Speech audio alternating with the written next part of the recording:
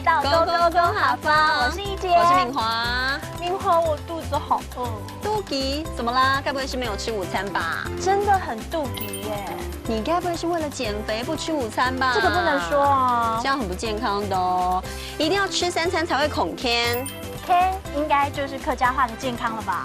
没错。那其实我们3餐老师在外都吃外食，青菜就很重要了，一定要多吃抢菜。抢菜。那其实我们要教大家就是健康饮食很重要。孔天食插懂有劲，孔天食插懂有劲。健康饮食真的非常重要哦。勾勾工好吧，教大家怎么吃得健康。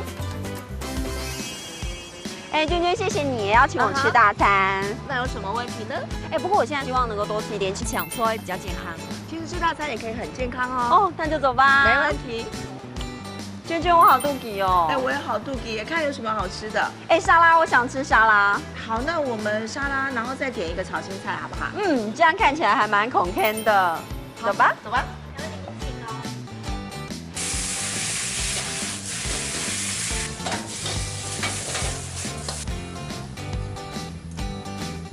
好，请问您送上培根炒菠菜。耶，这抢菜看起来好好吃哦。你看这个培根炒菠菜一点都不油吧？而且这一道沙拉我超想吃的，因为看起来很美味耶。不过有人说啊，吃沙拉好像吃草一样，你会觉得吗？我吃过这道菜，其实它加上牛蒡的口感，可以让它整个更舒爽，可以试试看。